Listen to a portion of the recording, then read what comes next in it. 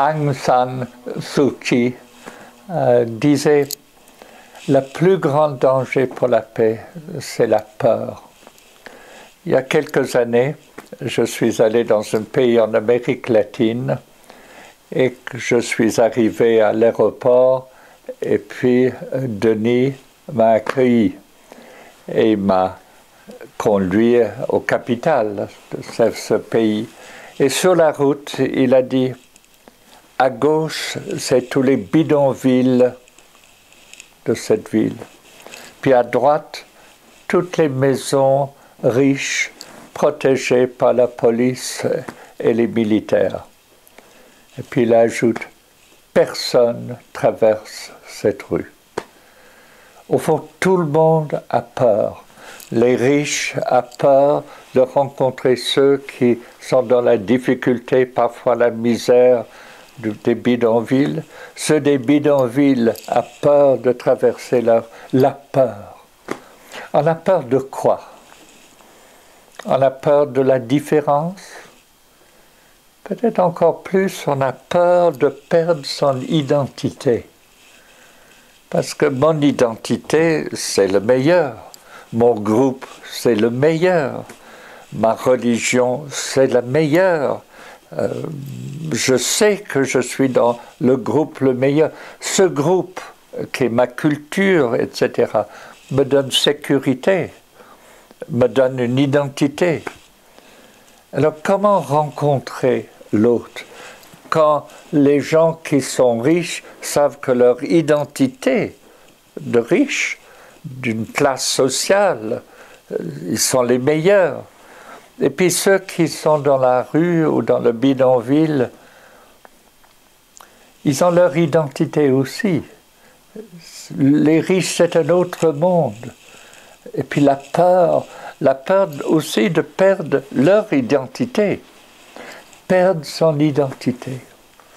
Perdre son identité pour rencontrer l'autre, non pas parce que je suis meilleur que toi et je vais te convertir, mais je te rencontre parce que tu es une personne. La paix vient si on peut rencontrer l'autre différent. Dans nos communautés de l'Arche, nous avons accueilli des personnes différentes à cause de leur handicap, à cause peut-être de leur religion, mais ils sont différents. La grande question des personnes que nous accueillons, qui sont des personnes ayant une difficulté intellectuelle, une déficience intellectuelle, un handicap intellectuel, c'est qu'ils ont été humiliés.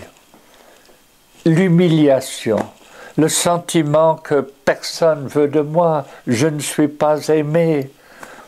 Alors, toute la question quand on accueille quelqu'un, c'est l'aider à découvrir tu es plus beau que tu imagines.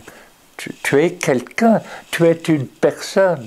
Derrière tes handicaps, derrière tes difficultés, il y a toi. On avait accueilli Pauline il y a quelques années, et Pauline, une femme hémiplégique, un bras paralysé, une jambe paralysée, épileptique, diabétique. Ce qui la caractérisait, c'était sa violence. Elle hurlait, elle criait, elle cassait, mais finalement, elle ne pouvait pas frapper quelqu'un à cause de son handicap, elle serait tombée. Le psychiatre avec nous a beaucoup aidé. La violence, c'est un langage, et elle est en train de crier. Est-ce qu'il y a quelqu'un qui m'accepte comme je suis? Elle avait vécu 40 ans d'humiliation. Elle n'était pas bien vue dans sa famille. Il voulait un bel enfant. Elle a été méprisée à l'école. On se moquait d'elle dans la rue. Et puis elle a eu une jalousie de ses sœurs qui avaient des beaux enfants quand elle n'avait pas d'enfants. Donc il y avait une sorte de colère. Et son cri, est-ce qu'il y a quelqu'un qui me regarde comme une personne? Donc à l'Arche, il s'agit d'œuvrer pour la paix, en accueillant l'autre différent de notre culture, peut-être d'une autre religion, différentes de toute façon à cause de leur handicap. De les accueillir parce que tu es toi. Tu es une personne. Derrière ta violence, derrière tes handicaps, il y a ton cœur de femme. La paix, c'est de rencontrer Pauline. C'est de la rencontrer comme une personne, de lui révéler qu'elle a une valeur. Ce qui fait que la pédagogie de l'Arche, c'est simplement de dire « Je suis content de vivre avec toi, parce que tu es belle, tu es importante, tu es une valeur. » Mais 40 ans, parce que Pauline est arrivée à l'âge de 40 ans d'humiliation, c'est long. Et puis elle avait développé une colère contre elle-même, une haine d'elle-même, une haine pour son corps. Et on comprend. Être un homme ou une femme de paix, c'est d'accueillir le différent. Parce que derrière ta culture, derrière tes handicaps, derrière ta violence, il y a ton cœur de femme. De le rencontrer. Mais ça demande du côté des assistants de changer. De ne pas sentir qu'ils sont supérieurs. Des assistants peuvent venir à l'Arche, c'est évident, dans un désir de faire du bien, parce qu'ils sont supérieurs, ils sont d'une culture, ils ont une culture, et une culture de nos pays riches, c'est toujours d'être le mieux, un succès personnel, d'aller plus loin, plus haut, plus d'argent, plus l'efficacité, la rapidité et de prouver que je suis le meilleur.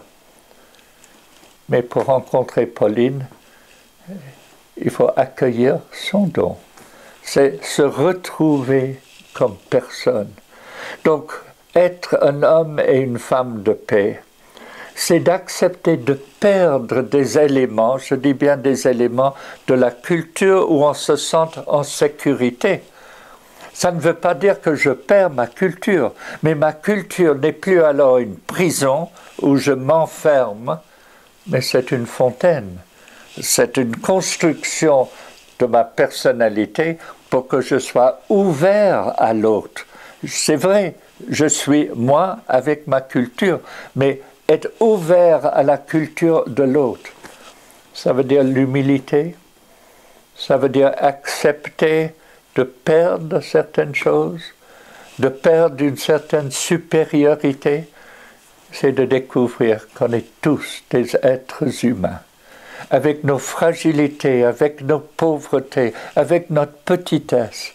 On peut avoir des cultures différentes, on peut avoir des capacités différentes, mais fondamentalement, nous sommes tous des êtres humains qui sont nés dans la faiblesse et nous allons mourir dans la faiblesse. Entre-temps, devenir responsable et puis après, devenir plus fragile.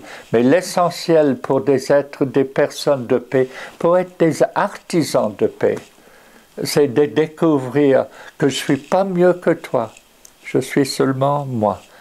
Et la grande chose de découvrir, c'est que je fais partie de la grande famille humaine. Et c'est ça la paix. Reconnaître que plus profondément d'appartenir à ma culture, j'appartiens à la famille de l'être humain. Accueillir Pauline différente, c'est reconnaître qu'elle est une personne et une personne importante. La paix, c'est que je n'ai plus peur de toi. Je n'ai plus peur de ne pas être le meilleur, être le meilleur et d'avoir un succès personnel. C'est simplement d'être moi-même pour te rencontrer. Et être artisan de paix, c'est toujours travailler, de rencontrer l'autre, peut-être celui dans la rue, peut-être des gens de cultures différentes, peut-être même à l'intérieur de nos familles. Être un artisan de paix, c'est de savoir pardonner. Et trop de personnes ont été blessées parce qu'ils ont été meurtris pour une raison ou une autre. Alors, le pardon, c'est œuvrer pour la paix. C'est ouvrir ses bras à celui que j'ai blessé ou qui m'a blessé et que je vois quelque part comme un ennemi, la paix, c'est accueillir l'autre et chaque autre, parce que tu es mon frère, tu es ma sœur en humanité.